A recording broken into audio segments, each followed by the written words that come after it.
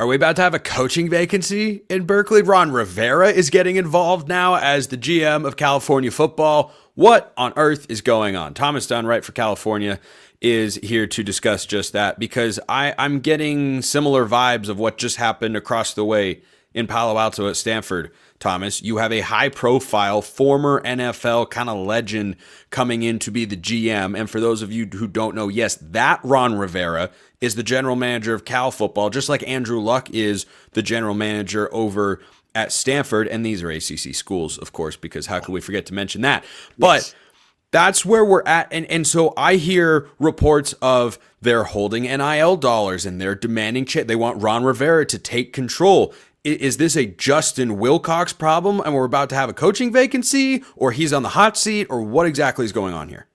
So I think a lot of what has transpired to this point is coming from Ross Dellinger's, picking up of the story of all this right now. And I think the big thing is he's mostly right. He's just about at the finish line in terms of this whole setting up the context and saying, here's what Ron Rivera does and what he's going to do for this program. The one thing that he is missing, and the one reason why this whole movement has started both online and in like the actual community on campus itself, is because this is more of a ploy for not wanting the athletic director to be in control of football. So the whole shebang is, it's not about Stanford, it's not about X school or Y school or any of that. It's about Cal only, and looking inward and determining who gets control of the football program. And everyone wants Ron Rivera to get said control of the football program because they do not trust the athletic director, who has made a myriad of issues, both in terms of, we'll just say, coaching decisions, but also in terms of how he's carried the athletic department and certain events that have taken place under his leadership. Do you think there is any component of that frustration amongst the donors and fan base with regards to how the athletic director has been running things there in Berkeley? Do you think any of that has to deal with the fact that Justin Wilcox is still the head coach after 8 years of pretty average, middling results and a 35% win percentage in conference play? I mean, it'll always play a role in the back of the mind, but I think most people are like, it is what it is, and until it bottoms out, we're stuck. It is like, Justin Wilcox is the coach of Cal football. That's okay. It happens. That's the situation that they're in. They'll complain about it, but there's nothing realistically they can do about it just because of the buyout numbers and all that. But beyond that, and this is where I like to preface that we're getting into a very serious set of serious situations, is that Jim Knowlton has presided over the Cal swimming abuse scandal that has been swept under the rug at campus. So it's just a lot of these little things. You hire Mark Fox as the head coach of men's basketball, and he's hired a lot of coaches that just quite frankly have not won. The men's soccer program's kind of okay. Volleyball program has floundered. So it's a lot of things that have just stacked up, and a lot of people get rubbed the wrong way because of the athletic director and how he handles things both in person and how the general outlook of Cal athletics is. So when we take a big step back and you look at what the role of Ron Rivera, it's more of taking athletic director out instead of, we want Ron Rivera in amongst all these different styles of GM programming. So if they're looking at the whole athletic department saying this isn't where we want it to be, and football is kind of, like you said, it's kind of what it is. That's the best way you can describe the Justin Wilcox era in Berkeley. For a program, by the way, I was talking about this with somebody recently. There was a time within my lifetime, by the way, everyone, in which Cal football was not just good. They came into the season ranked in the top 10. That was more recently than the last time Miami won a national championship. So I look at what this program has been and how they go forward in the ACC. Obviously, the travel is a lot more difficult in this conference, but I think the one upside, if you're the Bears and looking at the football program and setting what the expectations are, I don't think the new world ACC is any tougher than the old world Pac-12. And with where a lot of those programs were trending, I think it's slightly easier in some regards. That depends on how certain programs run. How does Louisville elevate? Does SMU sustain? Does FSU get back to where they were? I just think that there's an opportunity here. And I wonder, when you bring somebody in like Ron Rivera, if he, has a fresh perspective and at one point says, maybe sooner than someone else would, hey, we need a reset, we need a restart to help this program make the jump, because they're not a bottom dweller, but they're nowhere near the top. Yeah, and I think part of that whole deal is the current reporting system as it is Ron reports to the chancellor of Cal.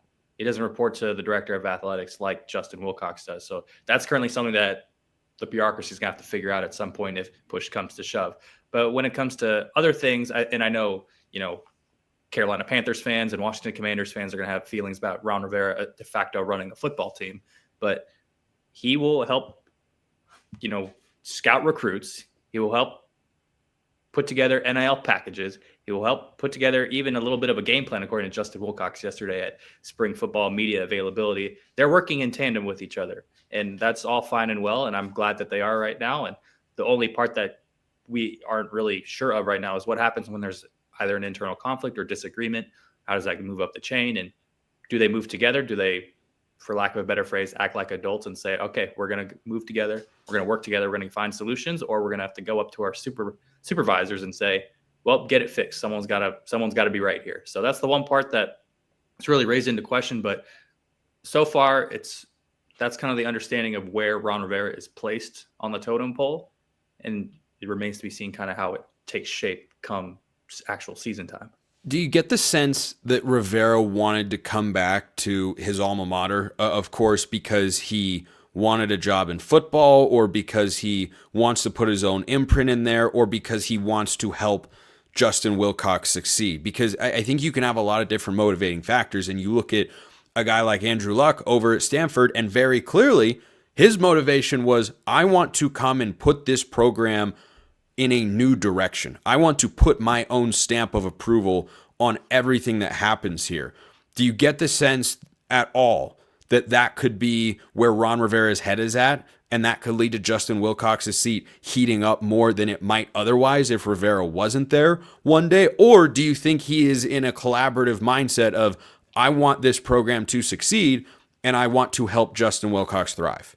I believe it's more of the latter. And I think Ron Rivera and his wife, Stephanie, they've really been enthralled in the community ever since he's been in the NFL. They still love Cal. They bleed Cal. They're supporting other sports as they have their own success. And I think that's really the big thing is in our case with our own alma maters, we want them to succeed. We represent them. We carry the weight on our shoulders saying, yeah, we're from X school or Y school. In our case, breaking news to everyone, the Santa Clara Broncos. We wear the Broncos on our shoulders every single day. But the bigger point is that he wants the program to succeed, regardless of who's out there. He's going to give Justin, I don't want to say clean slate, but he's going to give him a chance. He's going to say, look, I'm going to put in my influence. I'm going to put in my direction. I think if we work together, we can find the best version of Cal football that we found in just about a decade. So that's really what I'm looking at right now. Ron is someone who's going to be all in for the university, all in for the athletic department, all in for the team. It's just a matter of Justin can rise to the occasion and run with them, get those 8+ wins on a season, and then keep it going. Because obviously Cal fans want the team to win. It doesn't matter who it is. They want to win. If that's Justin in year 9, that's Justin in year 9. If that's a new coach in 3 years, that's a new coach in 3 years.